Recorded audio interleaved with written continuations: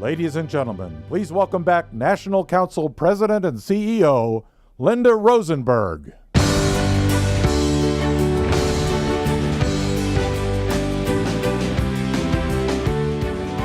Good morning, everyone. You've just listened to your fellow attendees sharing their reasons for being here in Washington, D.C., that they're here to be heard. Now we have a chance to hear from Surgeon General Jerome Adams. Please take a look. Hello. Though I'm not with you as you wrap up NatCon18, I absolutely wanted to say a few quick words to all of you who are doing such important work on the physical and behavioral health priorities of our country. Today, in particular, I want to acknowledge the important role substance use disorder providers can and do play in addressing the epidemic of opioid overdose deaths ravaging America. We lose someone to an opioid overdose every 12.5 minutes. And here's what's shocking. More than half of those who are dying at home. These tragic losses impact every community and have created a true national emergency. So my thanks go out to all of the participants of NatCon18 who are working on this crisis that is gripping our nation. Earlier this month, as part of the Trump administration's commitment to reducing the number of opioid overdose deaths, I issued a Surgeon General's advisory, the first in over 10 years, on naloxone and opioid overdose. Naloxone is a medication that can reverse the effects of an opioid overdose in an emergency. I want Americans to know that anyone, every single one of us, every single one of you, can help save a life.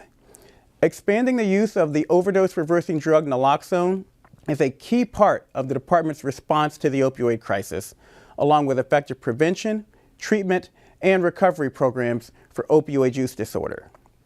Because we know that individuals with opioid use disorder are at highest risk for overdose following detoxification, the advisory recommends that treatment providers prescribe or dispense naloxone to people with opioid use disorder, especially those completing opioid detoxification or being discharged from treatment.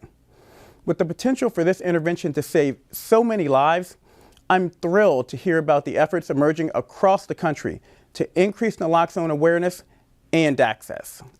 That includes partnerships like the ones the National Council has forged with the two manufacturers of the two forms of naloxone FDA approved for community use, Adapt Pharma and Kaleo.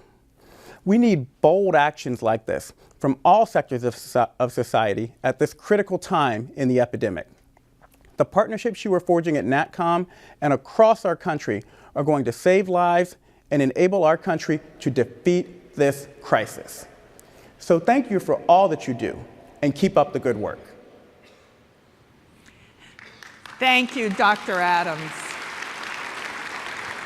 And I have another thank you this morning on behalf of the National Council. I want to thank Adapt Pharma and Kaleo, who are generously donating naloxone to our member organizations. You'll be getting and hearing details about that from us very soon. Their generosity will give people another chance, a chance to recover and live productive lives. Thank you again, Adapt Pharma and Kaleo.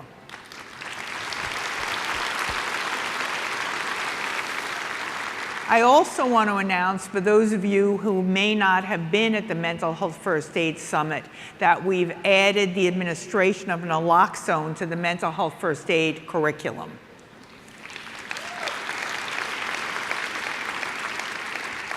Well, it's hard to believe that NatCon18 is drawing to a close.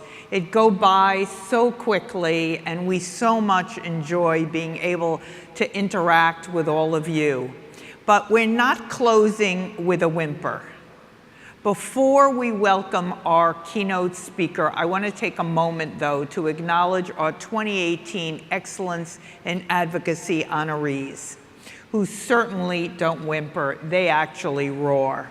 And to thank, of course, the award sponsor, Synovian Pharmaceuticals.